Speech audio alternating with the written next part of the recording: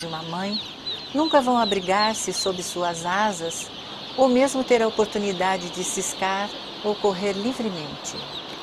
São tratados como coisas. Para os criadores, eles são simplesmente um produto.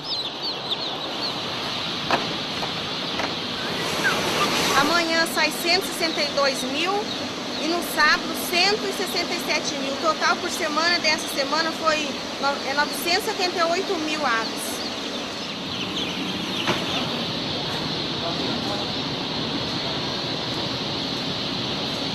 Isso aqui tem que fazer a seleção, aí depois vacinar. Agora isso aqui não tem aproveito mais, mas tudo para ser triturado. Assim, ó. Esse daqui, na hora de sair, muitos quando tá saindo, eles estão saindo assim, aí outros pintinhos vêm por cima, é muito pintinho, eles acabam não conseguindo nascer. Fraquinho, desidratado, eles não aguentam mesmo. Nasce de quatro pernas, quatro pezinhos assim, ó. Aqui não tem, ó, duas assim, mais duas do lado, sem bico, cego, não tem olho, nada. Tem bastante defeituoso aqui. Na base de 1.800 são jogados, todo dia. Terminou o nascimento, vacinas de segunda e é jogado para caçamba.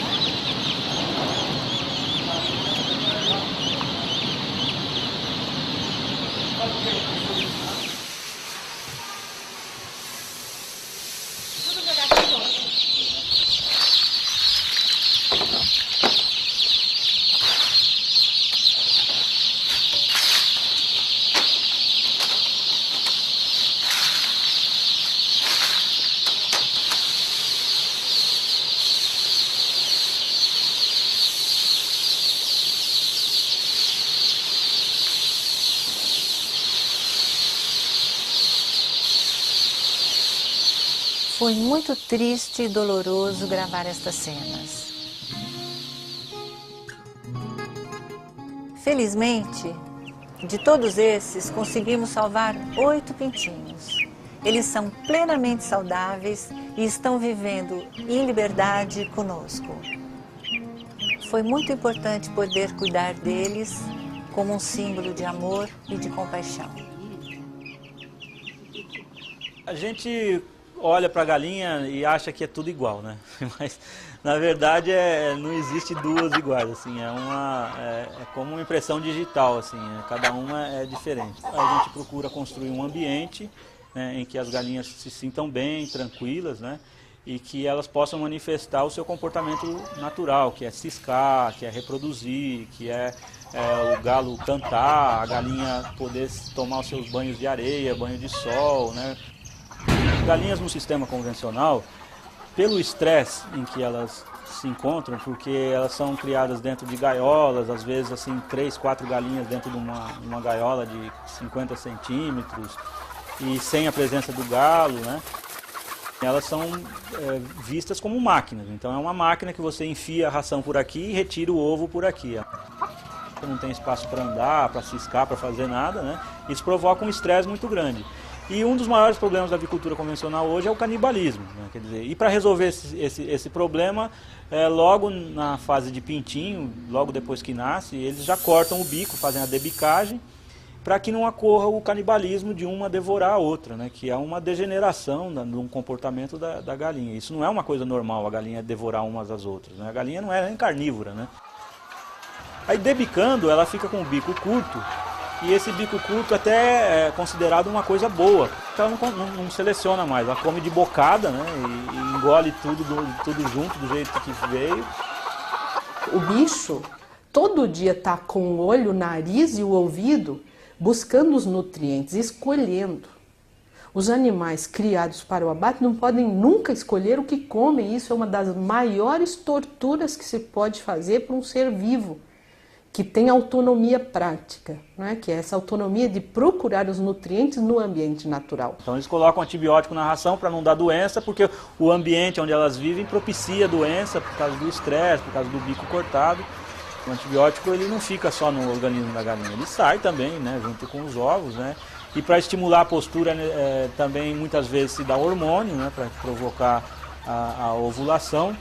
E quanto mais antibiótico ela toma, mais resistência aos antibióticos vão surgir no organismo, é necessário dar mais antibiótico e elas ficam mais estressadas, aí precisa cortar o bico e esse é um círculo vicioso.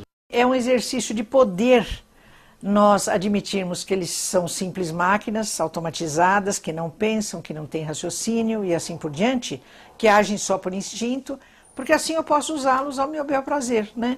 Então, o fato de não admitir essa dimensão, chamada de mente, ou psiquismo, ou alma nos animais, é o mesmo mecanismo de exercício de poder que se usava em relação aos escravos, na época de escravatura, aqui no Brasil, que faz pouco mais de 100 anos, né? Como é que o clero e outras instituições, mesmo religiosas, conviviam com isso? Admitindo que os escravos não tinham alma. Era uma estratégia de exercício de poder. E abuso do poder é o que nós continuamos fazendo também com as vacas leiteiras.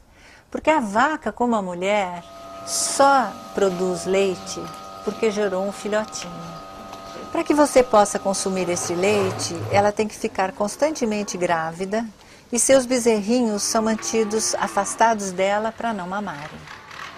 No processo industrial de ordenha, as vacas são obrigadas a produzir 10 vezes mais leite do que produziriam normalmente. E isto provoca muitas dores e inflamação nas suas tetas. O homem é o único mamífero que continua a mamar depois de crescido. Entre os bovinos, os bezerrinhos machos talvez sejam os que mais sofram. Como eles não têm valor comercial, porque não podem procriar e nem dar leite, eles são descartados assim que nascem, ou então vendidos por preços irrisórios. Pior ainda é quando eles são comprados ou criados para produzir a carne de vitela, o chamado baby beef, que é a carne de bezerrinhos machos ainda não desmamados. São forçados a passar a vida inteira no escuro. São alimentados somente à base de leite. Ficam amarrados a correntes muito curtas para que não se movimentem e não criem músculos. A carne de vitela é branca porque os bezerros ficam anêmicos. Eles mal conseguem ficar de pé para ir para o abate. O mercado de vitela, o baby beef, é conhecido como um dos mais imorais e repulsivos mercados de animais do mundo. No Brasil, ele ainda é iniciante e, se não consumirmos, ele não vai crescer. Além de não consumir, podemos divulgar o sofrimento que a carne de vitela ou baby beef traz embutido. Numa apartação, as vacas ficaram do lado de fora, embarcou-se os bezerros, né? E o caminhão com a bezerrada indo embora, e uma ou duas ou três vacas acompanhando o caminhão e berrando, né? Então aquilo foi fatal para mim, aquilo foi fundamental. Eu falei, não, acho que eu não posso mais provocar isso nesses animais, eu não quero mais isso.